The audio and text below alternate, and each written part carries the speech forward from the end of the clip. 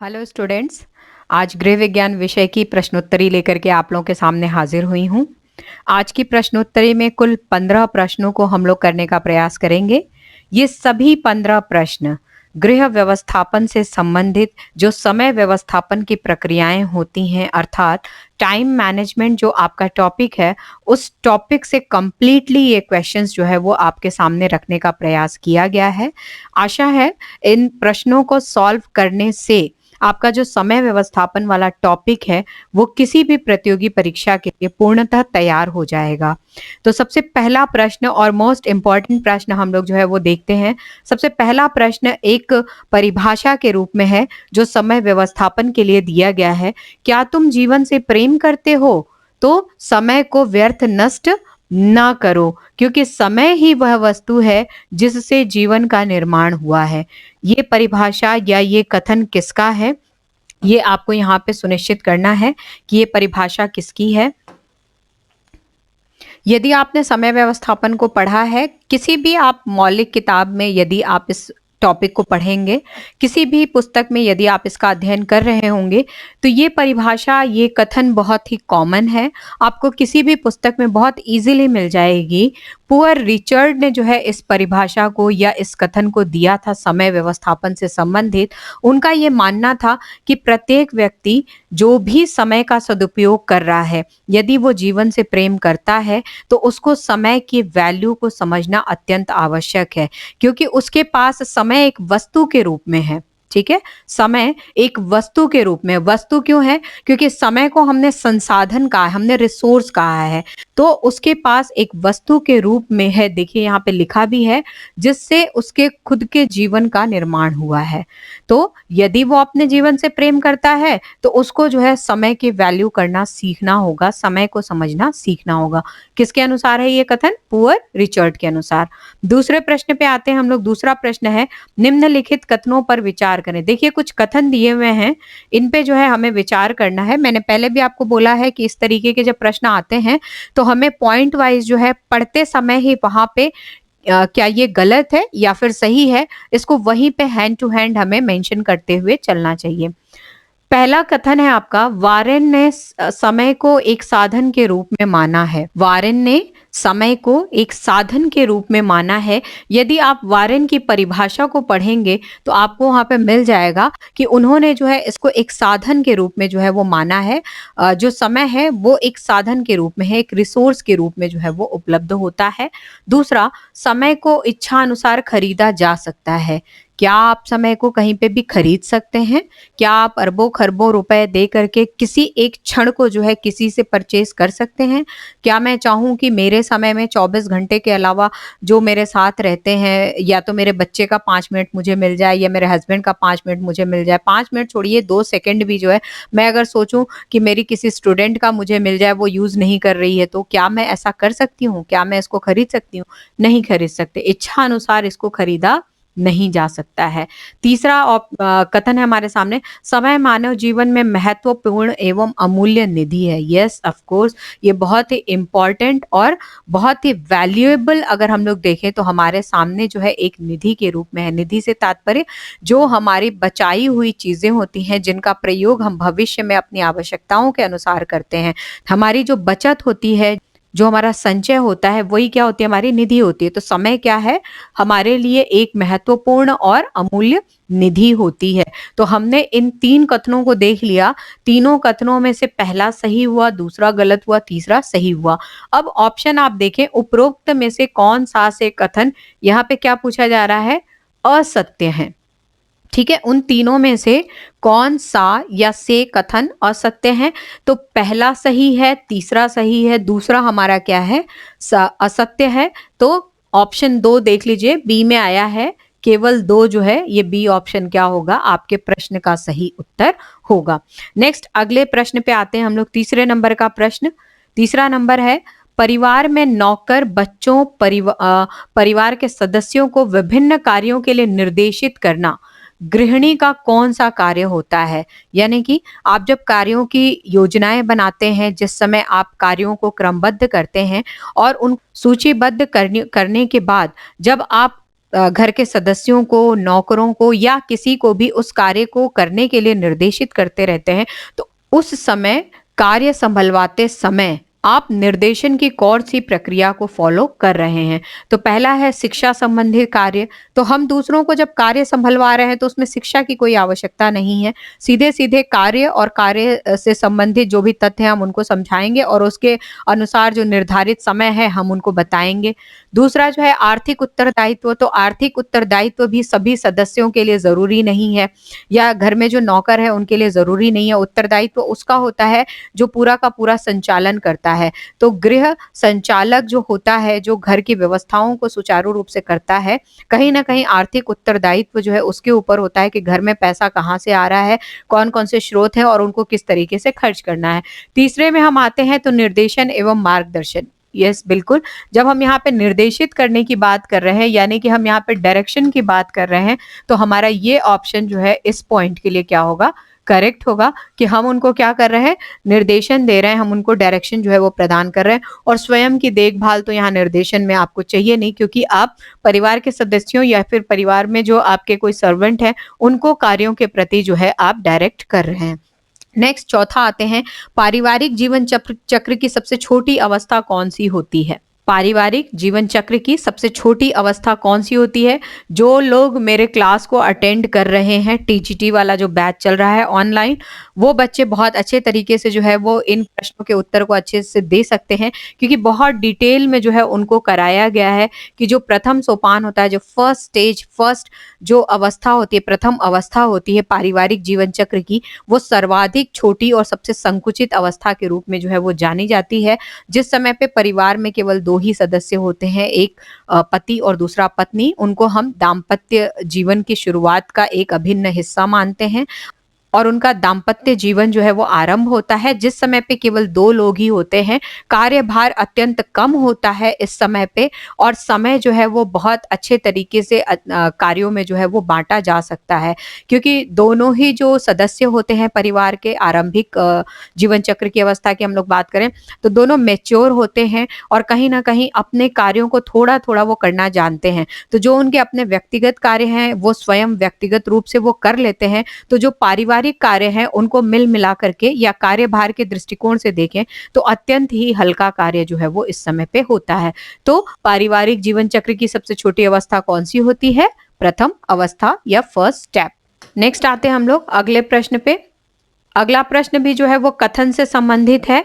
समय हमारे लिए एक पदार्थ के समान उपयोगी है। जिस प्रकार हम जीवन जीते हैं हमारे लिए हवा उपयोगी है, जल उपयोगी है, ठीक उसी तरीके से इन्होंने भी जो है समय को भी जो है एक पदार्थ के रूप में जो है वो बोला। उन्होंने कहा कि समय जो है एक पदार्थ की तरह, जिस तरीके से हम पदार्थों का प्रयोग करते हैं अपने जीवन चक्र को चलाने के लिए, ठीक उसी तरीके से समय भी जो है हमारे लिए उतना ही इम्पोर्टेंट होता है।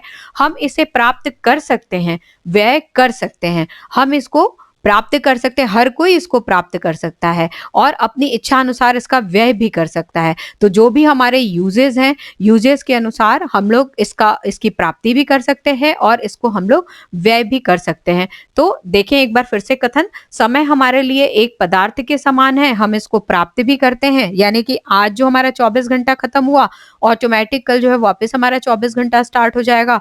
जैसे ही रात्रि के 12 बजे 12 बज के जब हमारे नैनो सेकंड स्टार्ट होते हैं, तो उसी समय से हमारा एक नया जो है वो दिन स्टार्ट हो जाता है, नई तारीख स्टार्ट हो जाती है। जीवन का एक नया जो है वो आपका दिन जो है आपके जीवन काल में जुड़ जाता है। तो इस तरीके से हम इसे प्राप्त कर सकते हैं, इसे व्यय भी कर सकते हैं अपना इच्छा अनुसार। ये कथन किसका है? तो ये कथन समय व्यवस्थापन से संबंधित हॉल्स का है।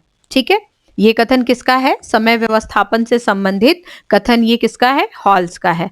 नेक्स्ट आइए, समय संतुलन में सम्मिलित है। बहुत सीधा क्वेश्चन है और बहुत ही इजी क्वेश्चन है, लेकिन इस तरीके के जो सरल प्रश्न आपकी परीक्षाओं में आते हैं, कहीं ना कहीं विचलन का कारण भी यही होते हैं। अत्यंत जो सरल प्रकार के प्रश्न होते हैं, उन प्रश्नों से विचलन स्टूडेंट्स के अंदर बहुत ज्यादा देखा जाता है। तो समय संतुलन में सम्मिलित होता है। जब हम टाइम को बैलेंस करते हैं, जो समय है उसको हम संतुलित करने का प्रयास करते हैं, उनको समन्वित करने का प्रयास करते हैं, तो उनमें क्या क्या चीजें शामिल होती हैं। यहाँ पे पहला जो हमारे पास ए ऑप्शन है उसे हमने कहा कार्य। तो जी हाँ, जो समय का संतुलन हम बिठाते हैं, हम उनमें कार्यों को शामिल करते हैं, क्योंकि कार्य के अनुसार ही जो है हम समय की योजना करते हैं। हम विश्राम को जो है उस समय काल में जो है सुनिश्चित करते हैं, क्योंकि कार्य आप बार-बार कर रहे हैं तो उसके बीच में आपको कुछ न कुछ रेस्ट की आवश्यकता होती है। तो ऐसे सिचुएशन में हमें विश्राम चाहिए होता है, और मनोरंजन भी जो है हमारे उसी समय संतुलन का भाग होता है, जिस समय पे विभिन्न कार्यों के बीच में हमें थोड़ा-सा अपने शरीर को रिफ्रेश करने के लिए, अपने दिमाग को रिफ्रेश करने के लिए मनोरंजन की आवश्यकता होती है। तो प्रश्न है, समय संतुलन में सम्मिलित होते हैं, क्या होते हैं? ये तीनों ही होते हैं। तो यहाँ पे सभी जो है वो क्या होगा? करेक्ट होगा। नेक्स्ट प्रश्न है, समय के लिए विगांड तथा काउल्स द्वारा किया गया अध्ययन किस देश से संबंधित है? विगांड और काउल ने जो समय व्यवस्थापन से संबंधित अपना अध्ययन किया था, वो किस देश में किया था, ये पूछा जा रहा है। ऑप्शन है हमारा भारत में, चीन में, यूएसए में या फिर कनाडा में। तो समय के लिए विगांड तथा काउल्स द्वारा जो किया गया अध्ययन है, ये अध्ययन किया गया था यूएसए में। ठीक है, यूएसए में जो है ये किया गया था, इसका करेक्ट आंसर है। नेक्स्ट, अगले प्रश्न पे आते हैं। औसत गृहिणी द्वारा औसत स्थिति में, एक औसत गृहिणी है, औसत स्थिति में 1 घंटे में किए गए गृह कार्य की मात्रा, ठीक है, ये एक कथन के रूप में हमारे सामने है। औसत गृहिणी द्वारा औसत स्थिति में, देखें आप, औसत गृहिणी के द्वारा औसत स्थिति में 1 घंटे में किए गए गृह कार्य की मात्रा। कार्य इकाई के संबंध में यह कथन किस विद्वान का है? जब हम कार्यों की इकाई को मापते हैं, कितना कार्य हो गया हमारा, जब हम कार्य की इकाई को मापने का प्रयास करते हैं, तो इससे संबंधित जो कथन है, ये कथन किसका है? हमारे पास ऑप्शन है वॉकर, कार्नेल, विगांड और रिचर्ड। तो ये कथन जो है वो वॉकर का है। ठीक है, ये हमारा करेक्ट आंसर है। नेक्स्ट, निर्धारित समय में कार्य के उत्पादन में परिवर्तन को, जो भी समय निर्धारित किया गया है हमारा पहले से ही, कार्य के प्रति जो समय डिसाइड है, यानी कि निर्धारित समय में जब हम कार्य के उत्पादन में परिवर्तन को डैश डैश डैश क्या कहा जाता है? जो हमारा समय निर्धारित है, उस निर्धारित समय में जो कार्य के उत्पादन है, उनमें जब हम किसी भी प्रकार का परिवर्तन लाते हैं, तो उसे हम क्या कहते हैं? हमारे पास ऑप्शन है कार्य का भार। तो कार्य के भार से तात्पर्य होता है कि समय तो वही है, लेकिन कार्यों की मात्रा जो है वो बढ़ जाती है। तो कार्य भार जब बढ़ जाता है तो उसे हम अतिरिक्त कार्य भार कहते हैं। ठीक है। दूसरा, कार्य का वक्र। कार्य का वक्र क्या होता है? निर्धारित समय में कार्य के उत्पादन में जब हम परिवर्तन ला देते हैं, उसको कुछ चेंज कर देते हैं, तो उसे हम क्या कहते हैं? कार्य का वक्र कहते हैं। तो इस प्रश्न का जो आंसर होगा वो क्या होगा? निर्धारित समय में कार्य के उत्पादन में परिवर्तन को हम क्या कहते हैं? कार्य का वक्र कहते हैं। विश्राम काल तो होगा नहीं, और इनमें से कोई नहीं, ये ऑप्शन नहीं होगा, क्योंकि ऑलरेडी दूसरा ऑप्शन हमारा क्या है? करेक्ट है। अगले प्रश्न पे आते हैं। 9 प्रश्न हमारे हो चुके हैं। 10वें प्रश्न पे आते हैं। 10वें प्रश्न में, कुछ देर के लिए तनाव से मुक्ति। थोड़ी देर के लिए जब आप कार्य कर रहे होते हैं, समय व्यवस्थापन के अंतर्गत जब हम इसको अध्ययन में ले रहे हैं, जब आप लगातार जो है कुछ कार्य कर रहे हैं और उस कार्य से थोड़ी देर के लिए थोड़ा सा टेंशन फ्री जब आप होते हैं, जो आपका तनाव होता है, उस तनाव से जब थोड़ी देर के लिए मुक्ति आप पाते हैं, तो कुछ देर के लिए तनाव से मुक्ति होता है। क्या होता है? ऑप्शन है हमारे पास विश्राम काल, दूसरा अवकाश काल, तीसरा दोनों ही होता है, या चौथा इनमें से कोई नहीं। तो यहाँ पे आप इस कॉन्सेप्ट को समझिए। जब हम विश्राम की काल की बातें करते हैं, तो कोई भी कार्य हम कर रहे होते हैं, उसमें हम थोड़ी देर के लिए जो है वो थोड़ा सा जो है तनाव जो है वो कम करने के लिए हम क्या करते हैं? विश्राम की अवस्था में जाते हैं। जब हम अवकाश काल की बात करते हैं, तो पूर्णतः हम उस कार्य को बिल्कुल उसी समय ड्रॉप करके जो है वो उस कार्य से जो है वो छुट्टी लेते हैं एक तरीके से। तो ये क्या हो जाता है? अवकाश काल। तो यहाँ पे क्वेश्चन में पूछा जा रहा है कुछ देर के लिए, यानी कि थोड़ी देर के लिए जब आप किसी तनाव से मुक्त होते हैं, तो इसका करेक्ट आंसर क्या होगा? विश्राम काल। ठीक है। नेक्स्ट, निम्नलिखित में से कौन सा कार्य अवकाश काल से संबंधित नहीं है? ऐसा कौन सा कार्य है जो अवकाश काल से संबंधित नहीं है? ए ऑप्शन है वस्त्र पहनना, बी ऑप्शन है खाना बनाना, सी ऑप्शन है खाना खाना, डी ऑप्शन है बाल बनाना। अब देखिए, ये कार्य दिए हुए हैं, इनमें से हमें ये देखना है कि कौन सा ऐसा कार्य है जो अवकाश काल में हम नहीं करते हैं।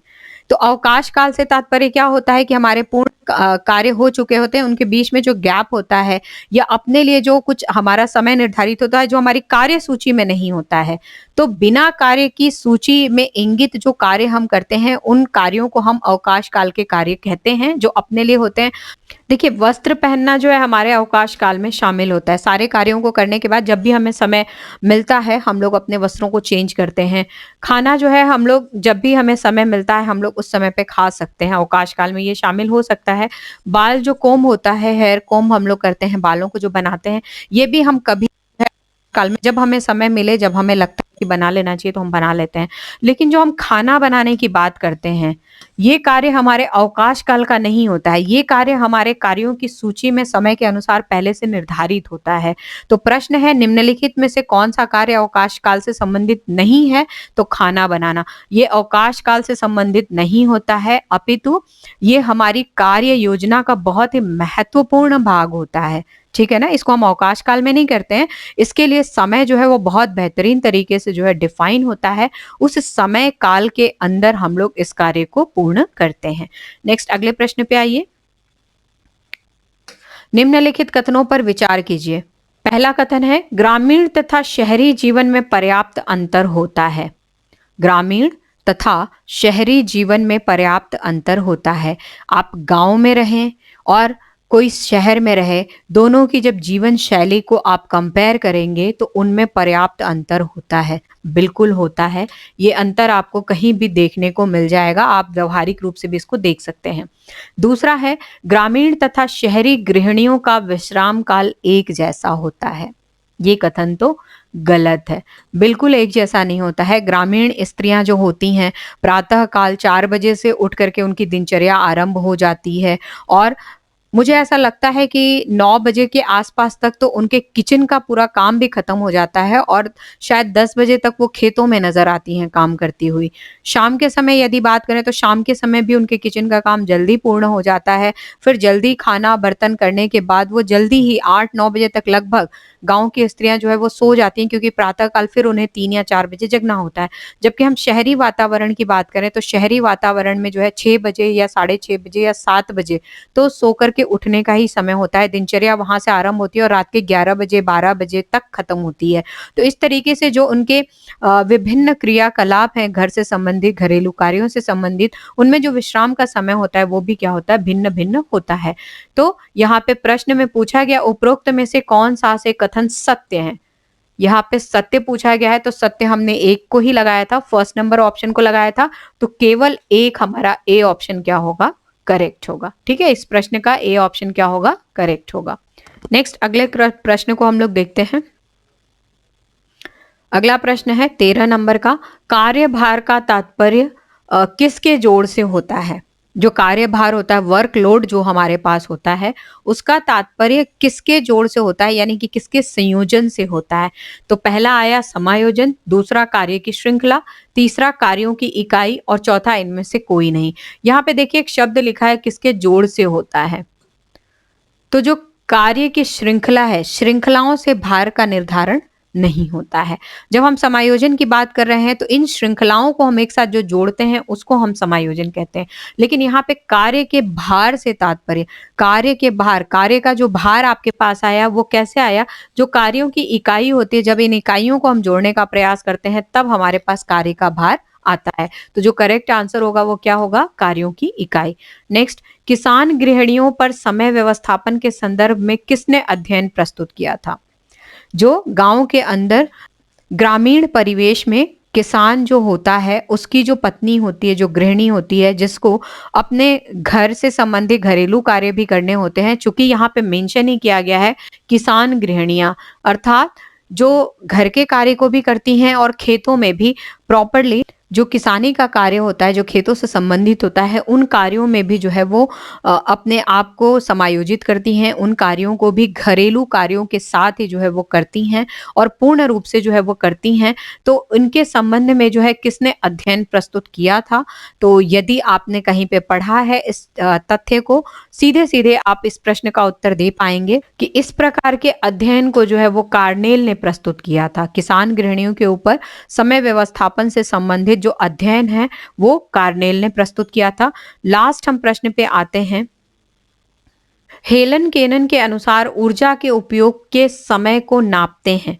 जो ऊर्जा के उपयोग का समय होता है, इसको किस प्रकार से हम लोग किससे नापते हैं कि ऊर्जा का जो उपयोग है उसका समय क्या रहा या कितने समय में हुआ या कितना हमने जो है अनुमानित किया था और कितने में पूर्ण हुआ। तो किस तरीके से जो है हम लोग नापते हैं।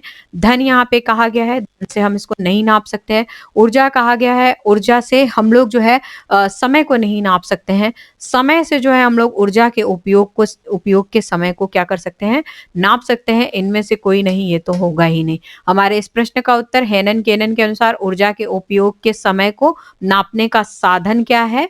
तो नापने का साधन जो रिसोर्स है वो क्या है, समय है। समय से जो है हम लोग ऊर्जा के उपयोग के समय को जो है वो पूर्णतः नाप सकते हैं। इस प्रकार से हमारा जो प्रश्नोत्तरी है, आज का जो जितने भी प्रश्न हैं, ये सभी समय व्यवस्थापन, समय प्रबंधन, टाइम मैनेजमेंट से जो है वो लिए गए थे। संपूर्ण प्रश्नों को आप भी करने का प्रयास करें। इन प्रश्नों से यदि आप और प्रश्न बना सकते हैं तो आप उनको भी बना करके प्रैक्टिस कर सकते हैं। उत्तर प्रदेश टीजीटी की ऑनलाइन कक्षाएं आरंभ हैं। यदि आपको क्लास से संबंधित कोई जानकारी चाहिए या फिर आपको किसी भी तरीके से गृह विज्ञान विषय में गाइडेंस की आवश्यकता है तो आप यहाँ पे दिए हुए नंबर पे कॉल करके मुझसे सीधा संपर्क कर सकते हैं। कोई दिक्कत है तो आप लोग मुझसे बात कर सकते हैं। Thank you so much.